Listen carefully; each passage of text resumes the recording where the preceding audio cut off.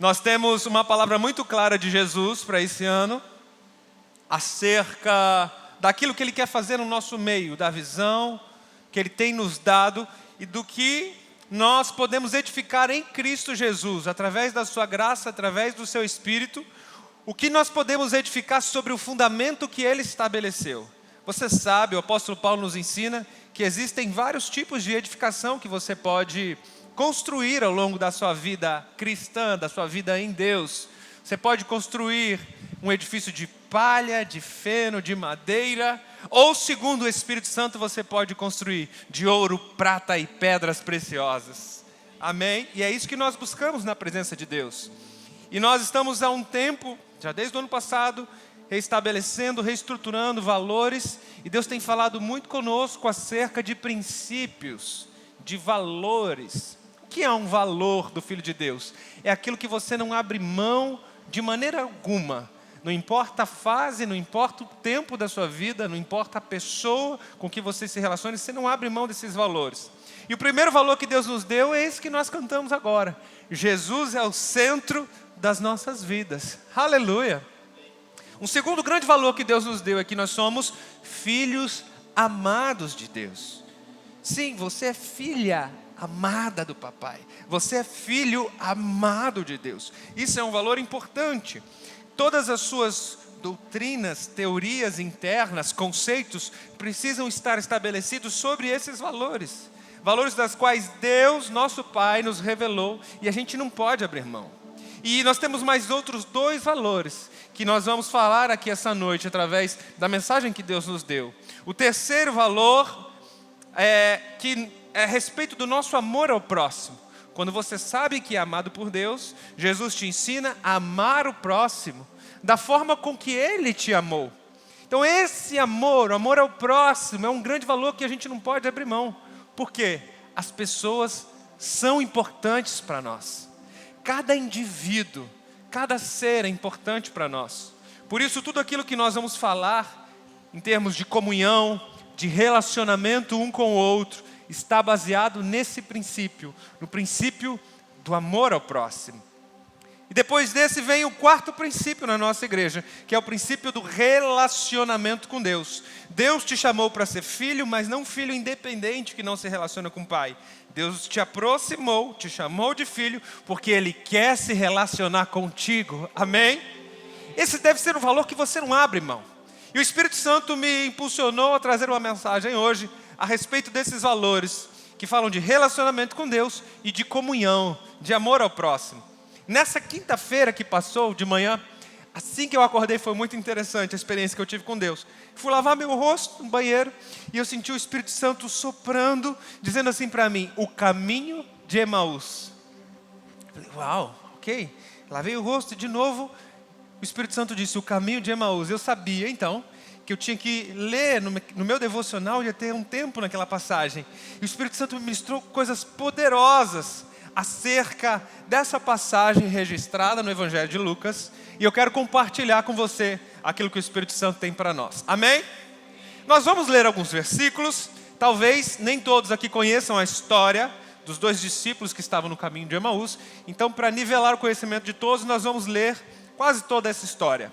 Lucas, no capítulo 24, versículo 13. Se você não tem Bíblia aí, nós lançamos aqui no telão.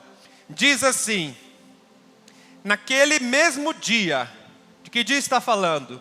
Do dia da ressurreição de Cristo. Então, naquele domingo, no dia que Jesus Cristo ressurgiu, dois deles estavam indo para um povoado chamado Emaús, a 11 quilômetros de Jerusalém, aproximadamente 11 quilômetros. No caminho, conversavam a respeito de tudo o que havia acontecido.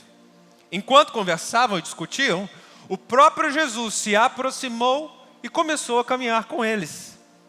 Mas os olhos deles foram impedidos de reconhecê-lo. E ele lhes perguntou, sobre o que vocês estão discutindo enquanto caminham? Eles pararam e com os rostos entristecidos, um deles, chamado Cleopas, perguntou-lhe, você é o único visitante em Jerusalém que não sabe das coisas que ali aconteceram nesses dias? Que coisas? Perguntou Jesus. O que aconteceu com Jesus de Nazaré? Responderam eles.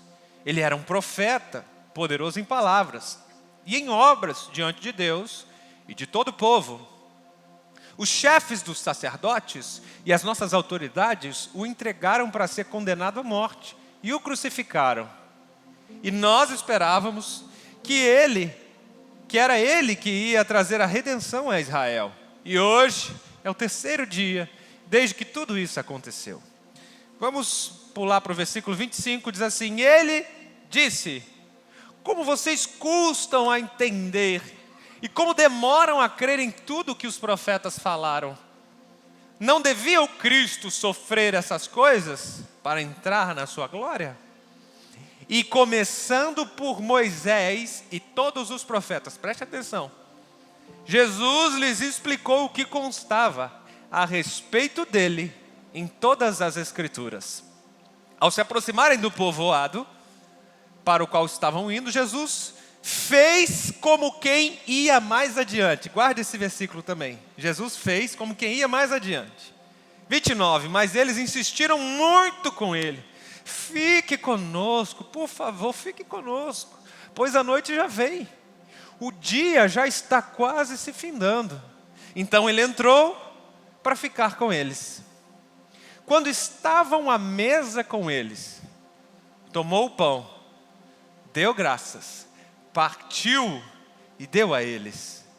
Então, os olhos deles foram abertos e o reconheceram, e desapareceu na vista deles. Perguntaram-lhe então um ao outro: não estava queimando o nosso coração enquanto ele nos falava no caminho e nos expunha as Escrituras? Levantaram-se então e voltaram imediatamente para Jerusalém. E ali encontraram os 11 e os que estavam com eles reunidos. Amém? Um pouco longo o texto, não costumo ler tantos versículos, mas é importante para que você venha ser ministrado aquilo que Deus quer falar ao seu coração. Essa história escrita, registrada no Evangelho segundo escreveu Lucas, e alguns teólogos afirmam que um desses discípulos era o próprio Lucas. Por isso ele descreveu com tanto detalhe a história. Esses dois discípulos, é um fato, que eles eram do segundo círculo de discipulado de Jesus. Jesus tinha chamado os 12, e ele também tinha uma classe de discípulos que estavam entre os 70, que foram enviados às cidades para pregar o Evangelho, para curar em nome de Jesus, expulsar demônios. Você conhece a história. Então esses dois discípulos, eles eram dessa segunda classe, digamos assim, de discipulado com Jesus.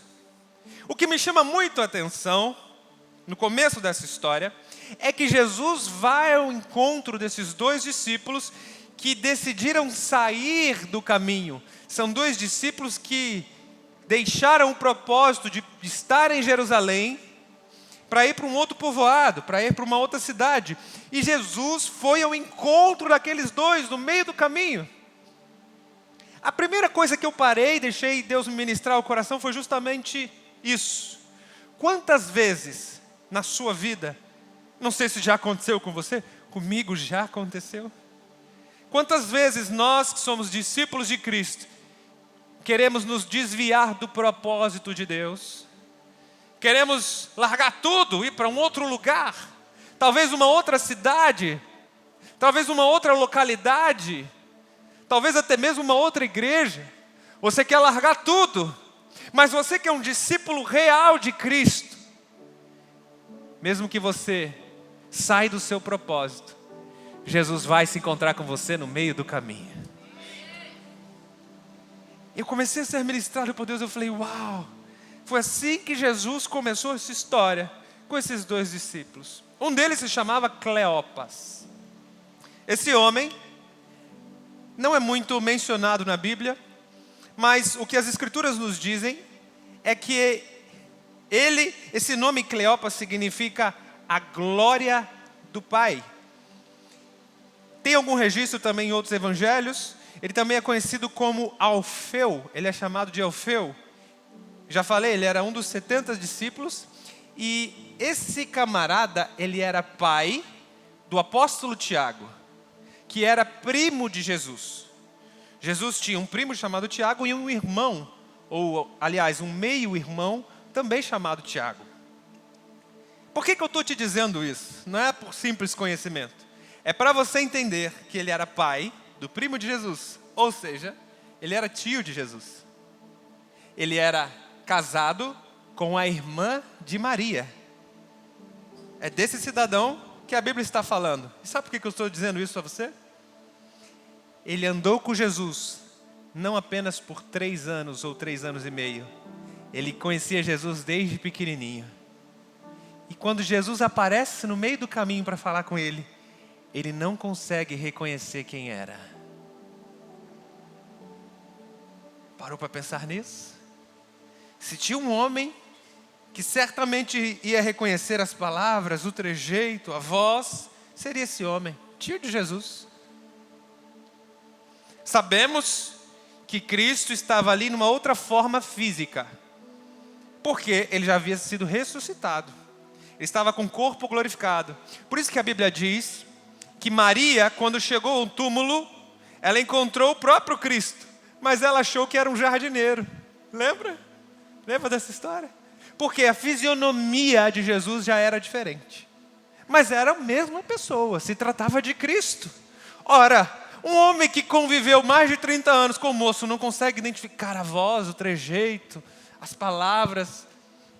Mas eles foram impedidos, diz a Escritura, nós lemos, eles foram impedidos de ver ou de reconhecer Cristo Jesus.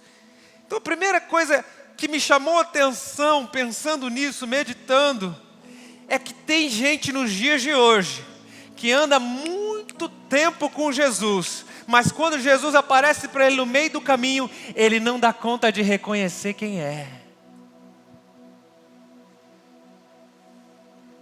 Essa é a hora do silêncio mortal, né? Já parou para pensar? Tem gente que frequenta a igreja por décadas. Tem gente que frequenta a religião por décadas. E muitas vezes não consegue reconhecer quando a presença de Jesus se manifesta na vida dele. É interessante que nos dias de hoje, Jesus ainda continua aparecendo com fisionomias diferentes. Sabia disso? Jesus continua aparecendo para você, para mim, no dia a dia, com pessoas que você menos espera. Com pessoas que você menos espera. A Bíblia nos afirma que esses homens que conviviam, eles eram discípulos, eles não conseguiram reconhecer Jesus. Eles não conseguiram identificar que era o próprio mestre falando com eles. Eu te pergunto, tem quantas pessoas na sua vida estão sendo usados para ser voz de Jesus para você e você não está conseguindo reconhecer? Quantas pessoas ultimamente você tem convivido, elas estão liberando palavras do céu e você não está dando conta de reconhecer que é o próprio Jesus falando contigo? Na sua casa, hein? Você que é casado, quantas vezes Jesus usou a boca do seu cônjuge para falar com você e você não reconheceu que era Jesus que estava falando, hein? Mulheres, essa é a hora de vocês gritarem, fala a Deus!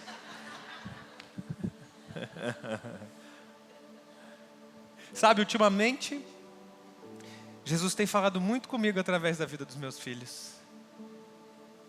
Às vezes eu me pego chorando, eu digo assim, uau, obrigado Jesus. Obrigado, Jesus. Jesus ainda hoje tem se manifestado conosco, com fisionomias diferentes. A Bíblia diz assim, quem é espiritual discerne tudo muito bem. O que você precisa é pedir que os seus olhos espirituais sejam desvendados para reconhecer a voz de Jesus. Agora, o oposto também é verdadeiro. Tem muita gente que diz que Deus está falando com ela toda hora, meu irmão, não tem nada de Deus aí. Tem muita gente que diz, Deus me disse, Deus me falou, Deus disse para fazer isso, para fazer aquilo outro. E aí? Será que realmente disse? Então você precisa pedir ao Senhor que Ele desvende os seus olhos espirituais e que tudo esteja muito, muito, muito claro para você. 30 e poucos anos convivendo com Jesus e não reconheceu que Jesus estava falando com ele. Ele não reconheceu. Nos dias de hoje, existem muitas pessoas assim. Sabe por quê? O conhecimento de Jesus não é definido pelo tempo de igreja que você tem. Não é definido pela quantidade de culto que você frequenta, a quantidade de GC que você frequenta, embora essas coisas sejam importantes, mas o seu conhecimento de Jesus é definido sim pela revelação que você tem de Jesus e pelas experiências que você tem com Jesus e através de Jesus. O que nos une aqui não é uma placa religiosa, mas são as experiências que temos com Jesus e a revelação que nós temos dele. Essa é uma verdade. Isso é o que define o conhecimento de quem Cristo é. Nós sabemos que muitas vezes Jesus aparece para nós, a gente não o reconhece, sabe por quê? Porque o ser humano, nós temos a mania de querer encaixar as coisas no nosso quadrado. Já parou para pensar nisso? Certamente algumas pessoas aqui já disseram assim: se Deus não falar comigo essa noite, nunca mais eu volto para a igreja. Se Deus não falar comigo no mês de janeiro, eu preciso te avisar, a gente já está em fevereiro. A gente tem mania de querer encaixar Jesus no nosso quadrado. Querer moldar a forma de Jesus agir, a forma de Jesus falar. Percebe? Percebe que a gente tem esse trejeito da natureza adâmica? Parece que Jesus tem que se encaixar no molde humano, mas eu tenho uma palavra de Deus para você: o homem é que precisa se encaixar no molde de Jesus. Jesus não veio para se encaixar no molde do homem, o homem é que tem que se encaixar no molde de Jesus. Isso dá uma bela frase de Facebook, de Instagram, hein? Que isso não seja apenas uma frase, que isso seja verdade no nosso interior. Nós precisamos nos encaixar à maneira que Jesus quer falar. Nós precisamos nos adequar, perceber que Ele está falando, perceber que Ele está se movendo, perceber que Ele está nos guiando, falando conosco. Agora olha que incrível, nós lemos ali que Jesus, quando Ele interpelou aqueles dois homens no meio do caminho, perguntou o que estava acontecendo, ele se fez como quem não sabia de nada, e de repente Ele começou a pregar para aqueles dois, você viu? Ele começou a pregar. E o versículo 27 diz assim: e começando por Moisés e todos os profetas, Jesus estava pregando para aqueles dois, baseado no Antigo Testamento. Você não entendeu. Se Jesus quisesse pregar para aqueles dois, com base apenas nas palavras dele, ele tinha conhecimento, sabedoria e unção para pregar? Sim ou não? Claro que sim.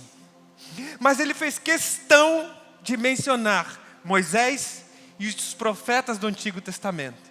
Primeiro lugar, sabe por quê?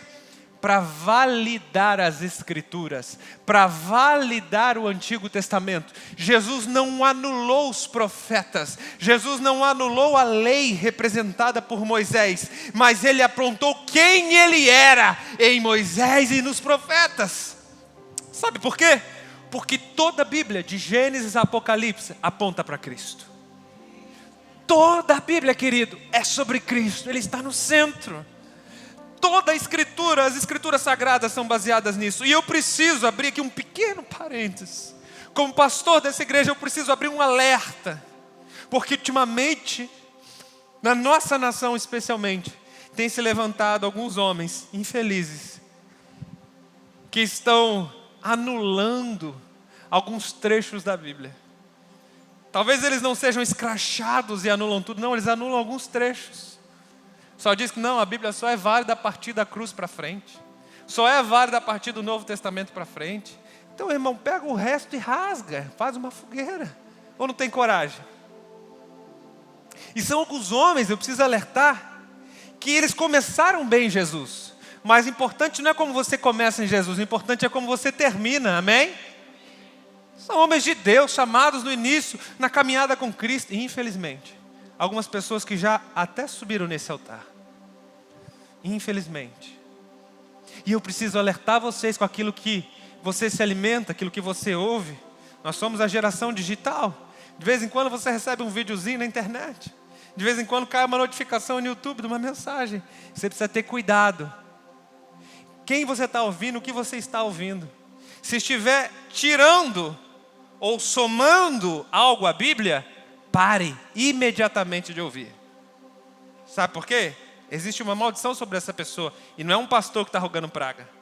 A Bíblia diz, o último livro da Bíblia, Apocalipse, os últimos versículos diz assim: ai de quem retirar ou adicionar um texto a essas escrituras. Ai de quem? A Escritura Sagrada, a Palavra de Deus, aponta a Cristo desde o início. O que nós precisamos fazer na Nova Aliança? Ler o Antigo Testamento, a lei e os profetas com a lente de Jesus.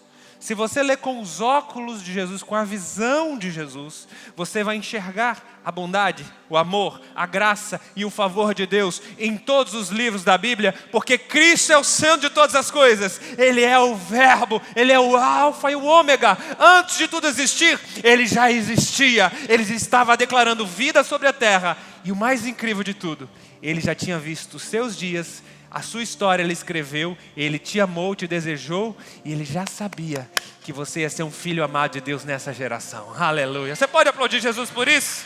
Glória a Deus, aleluia.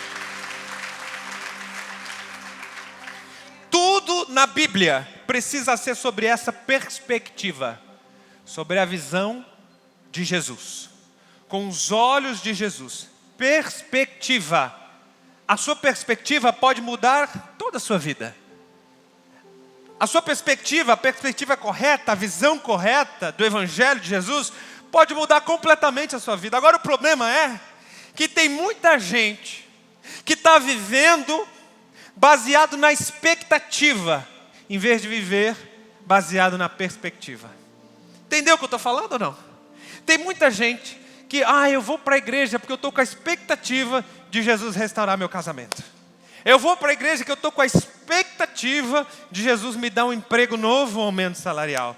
Tem muita gente que vive pela expectativa, em vez de viver pela perspectiva de Jesus. Qual é a perspectiva de Jesus? Ele tem muito mais do que uma cura, muito mais do que um aumento, muito mais do que um emprego novo, muito mais do que um casamento saudável. Ele disse assim: buscai em primeiro lugar o reino de Deus, a sua justiça, e todas as demais coisas vos serão acrescentadas. Aleluia! Essa é a perspectiva que você, filho de Deus, tem que ter. E não viver por expectativa, mas sim viver pela perspectiva de Cristo. A vida do filho de Deus é baseada nisso, assim que nós devemos ser. Aí o versículo 32 diz assim: aqueles dois discípulos, um vira para o outro e diz assim: não estava ardendo os nossos corações enquanto Ele nos falava no meio do caminho e nos expunha as Escrituras? Meu querido, deixa eu te perguntar uma coisa. Há quanto tempo teu coração não tem ardido por Jesus? Há quanto tempo? Quando você ouve uma mensagem, quando você lê um texto das Escrituras, quanto tempo isso não está gerando desejo no seu coração? Se não tiver, eu preciso te chamar a atenção. Você precisa colocar um alerta em si mesmo. Você precisa de Jesus. Se eu não estou tendo essa paixão dentro de mim queimando, quer dizer que eu não estou ouvindo Jesus. Porque quando Jesus fala, o nosso coração arde e queima. O nosso coração deseja conhecer mais e conhecer mais. Aí, olha, esse versículo me chamou muita atenção, muito. Quando eles estavam à mesa, versículo 30 e 31, quando estavam à mesa, Jesus tomou o pão, deu graças e partiu. e serviu aos dois. Se você entender isso aqui, se você entender isso aqui, porque nesse momento, Jesus pega o pão, dá graças, parte e serve. Nesse momento, os olhos deles foram abertos. Aleluia.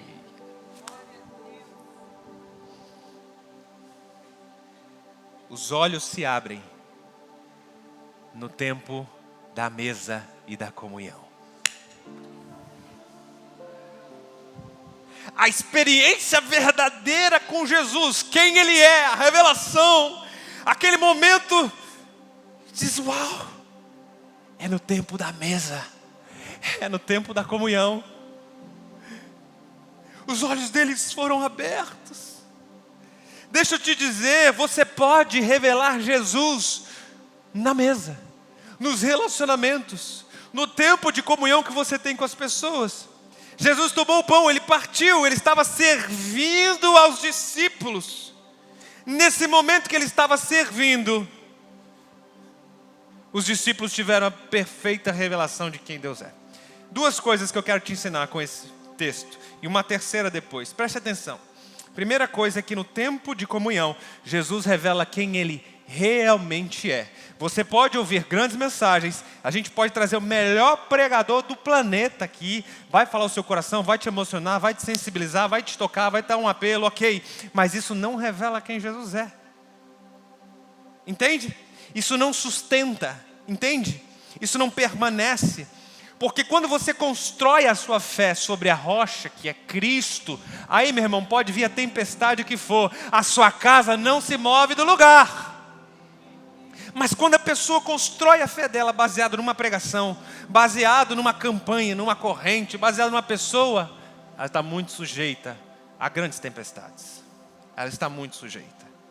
Essa é a primeira lição, a verdadeira revelação de quem Jesus é vem através da comunhão. Por isso não existe forma de Jesus atuar em desigrejados, porque Jesus tem um corpo, Ele tem uma noiva, amém?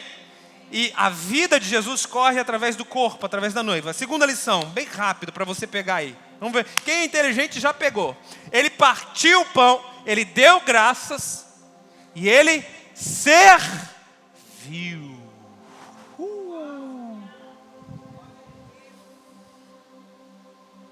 O alfa e o ômega, o verbo, o princípio de todas as coisas, aquele que era, que é e que há de vir, se despiu da sua glória, desceu do alto do seu trono, da sua majestade, não para ser servido pelos homens, mas Ele veio para servir. E toda a vida de Cristo passa pelo serviço, pela mordomia, pelo amar ao próximo. Se colocar no lugar de alguém, estender o braço, dar a mão, se voluntariar, eis-me aqui. Quando você serve, você revela quem Jesus é. Quando Jesus serviu, eles falaram: uau, que homem é esse? Ele não é apenas um bom pregador, mas eles reconheceram que era Jesus por causa do serviço, por causa do partir do pão, por causa da graça que Ele rendeu. Deixa eu te dizer uma coisa. Tem muita gente orando, e você precisa fazer isso, orar pelo cônjuge para Deus salvar. É muito difícil você ter um casamento em que você vem à igreja, você é cheio de Jesus, você tem a sua fé ligada no reino, e às vezes seu marido, sua esposa, não quer nada com Deus, não quer nada com nada. É muito importante você orar. Tem muita gente orando pela conversão do filho, do pai, da mãe, mas o que Jesus está nos ensinando aqui, que você vai mostrar quem Ele é, as pessoas vão ter experiências com Jesus, é quando você começar a servir na sua casa. Quando você começar a servir o seu marido, como se fosse o próprio Jesus no seu lar. Quando você começar a servir seus filhos, como você começar a servir as pessoas que estão ao redor de você, elas vão ver Jesus em você. Elas vão ver a graça, elas vão ver o amor. Jesus vai estar claro e patente quando você servir. E Ele não apenas serviu, antes de servir o pão, Ele fez o quê? Ele agradeceu. A gratidão é uma grande maneira do mundo ver Jesus em você. Jesus está mostrando que as duas formas dele se revelar é através do serviço e da gratidão. Por isso ele nos ensina a ser humildes como ele. Percebe que o apóstolo Paulo diz assim: aos humildes, eles recebem mais graça. O apóstolo Tiago, ele diz assim: Deus resiste ao orgulhoso, mas ele libera mais graça a quem é humilde. Humilde é aquele que serve. Humilde é aquele que está preocupado em amar o próximo. Quando você demonstra gratidão e amor ao próximo, você revela Jesus. Agora, o que eu vejo nos dias de hoje é que tem muita gente buscando ser conhecida. Eu quero ser conhecido lá fora. Eu quero ser conhecido para Joinville. Eu quero fazer acontecer. Eu preciso ser conhecido. E às vezes você não é reconhecido na própria casa. Você não é reconhecido no meio dos teus. Você está muito preocupado em servir o mundo. Você está muito preocupado às vezes em fazer ação social e buscar ser um voluntário. Amém? Tudo isso é importante, sem dúvida alguma. Mas você precisa começar abençoada pela sua casa. Se você não começar pela sua casa, se você não for reconhecido no seu lar, no seu ambiente das pessoas que estão próximas, se você não for bênção na sua casa, como é que você quer ser bênção fora? Tem muita gente querendo ser conhecida, mas ainda não é reconhecida. Vaidade.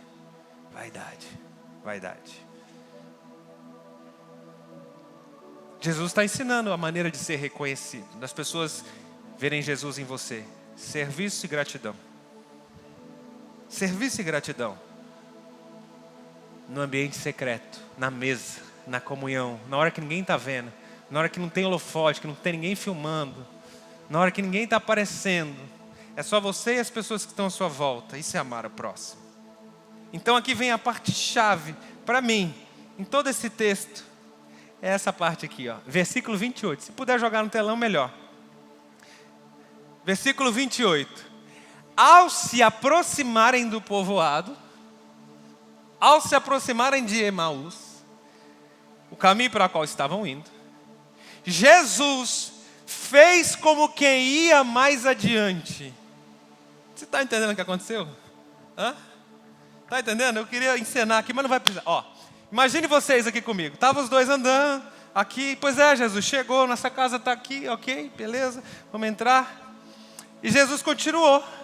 Tá bom, gente. Tchau, tchau. Foi bom conhecer vocês. Me manda um WhatsApp depois, está tudo certo. Ok. Ele fez como quem ia mais adiante. Mas eu imagino que é como se Jesus ficasse esperando. Ok mesmo? Está tudo ok? Está tudo certo? Ele fez como quem ia mais adiante. Falou assim: deixa eu seguir o meu caminho. Vocês chegaram para cá, deixa eu seguir meu rumo. É óbvio que Jesus já sabia de todas as coisas. Eu fiquei meditando. E quando o Espírito Santo soprou a verdade disso aqui para mim, eu chorei tanto. Sabe por quê? A verdade é que na sua vida, não sei você, mas na minha vida já aconteceu muitas vezes.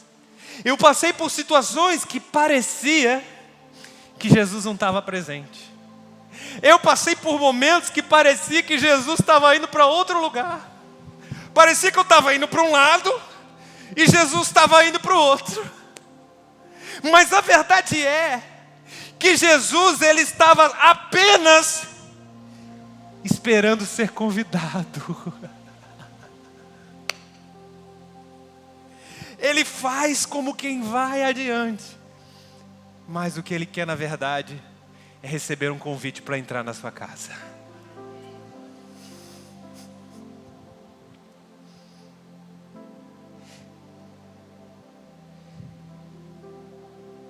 Deixa eu te dizer algo bem forte. Jesus respeita o seu tempo. Percebe? Às vezes você está orando por alguém que você ama, está dizendo: Jesus, invade a vida desse cara, entra na vida desse cara, encontra ele no meio do caminho, quebra tudo, arrebenta. Irmão, não adianta. Jesus espera ser convidado para entrar.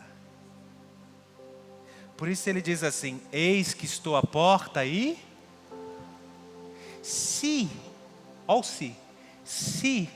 alguém abrir, eu entrarei e cearei com ele e ele comigo.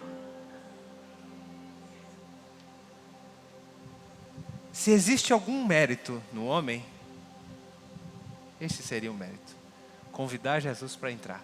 O resto ele faz. É desejar. Ele fez como quem ia adiante só para ser desejado.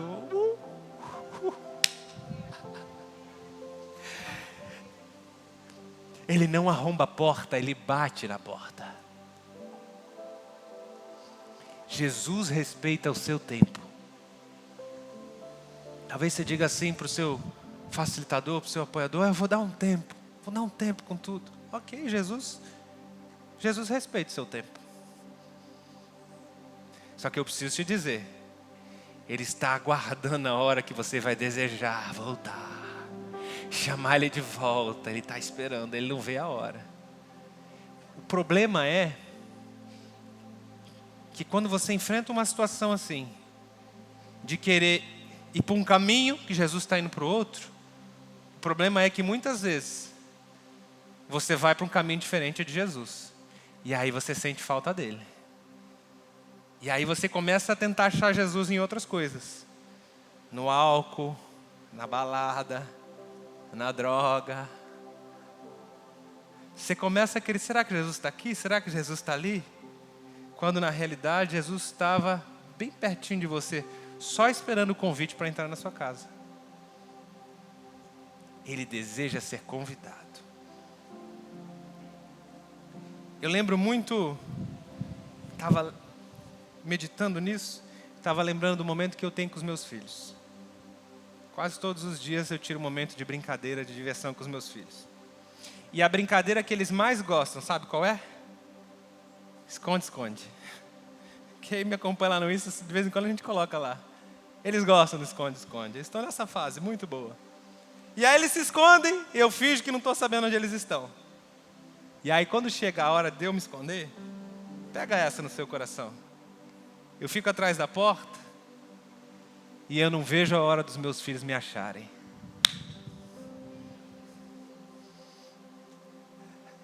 Às vezes você está se sentindo longe do Pai, Ele não vê a hora de você achar Ele está só atrás da porta. Você está procurando em tantos lugares errados, mas Ele está bem pertinho de você, esperando a hora de você convidar. Vem, entra na minha casa, vem cear comigo. O problema é que tem pessoas que gostam de condicionar a forma de Jesus agir. Tem pessoas que gostam de colocar Jesus num quadrado. Eu já falei isso aqui, eu preciso repetir. Você diz assim: se Jesus não falar desse jeito, se Jesus não usar tal pessoa, se Jesus não fizer isso, se Jesus não fizer aquilo, você quer condicionar o jeito de Jesus agir, meu irmão. Faz o seguinte: abre mão do seu eu, abre mão da sua vontade, abre mão dos seus conceitos, dos seus paradigmas, e apenas convide Jesus para entrar na sua vida. Apenas diz assim: Jesus, entra na minha casa, o que o Senhor quiser mudar de lugar, o que o Senhor quiser ajeitar, fica à vontade.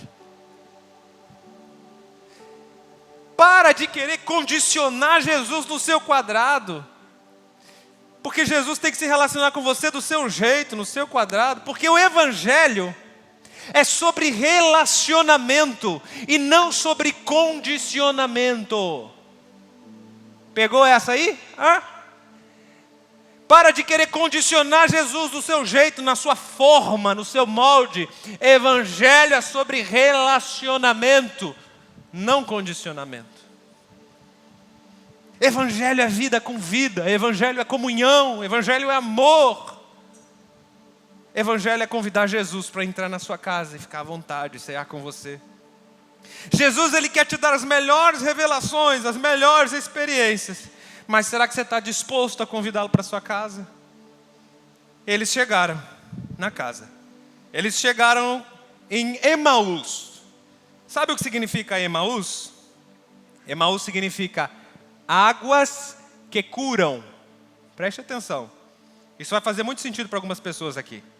Porque Emaús fala de um lugar que tem cura. Eles chegaram no lugar que tinha cura, mas um lugar que tem cura sem a presença de Jesus não serve de nada. Um lugar conhecido por um lugar de milagres, por um lugar de manifestação, sem a presença do rei não serve de nada. É uma catedral vazia, é um sino que retine, é algo oco, não serve para nada.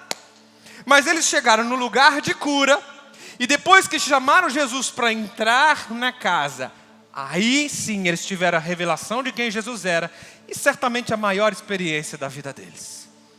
Porque quando você chama para a comunhão, para a mesa, chama Jesus para ficar à vontade, então Ele muda a sua história.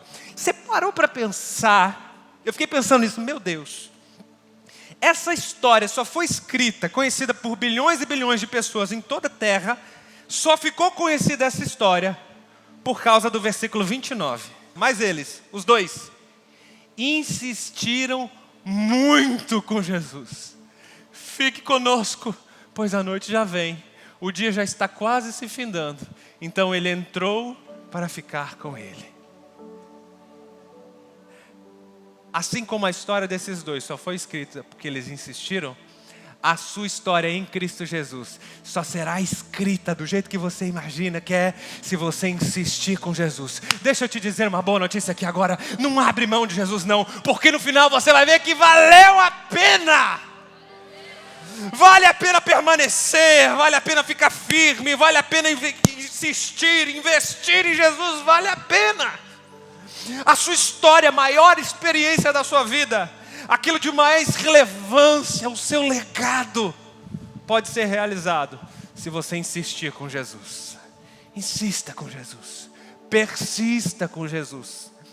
Jesus pode estar apontando para você, fingir que está indo para o outro lado, mas o que na realidade Ele está fazendo, Ele está vendo o nível de persistência e insistência do filho, o nível de desejo, o quanto você tem desejado a Jesus, o quanto você tem buscado Jesus, o quanto no seu coração você sabe que Jesus pode mudar a sua vida de uma hora para outra, o quanto você tem insistido em permanecer em Cristo. Evangelho não é sobre ouvir histórias bonitas. Evangelho é sobre ter a sua própria história escrita em Jesus.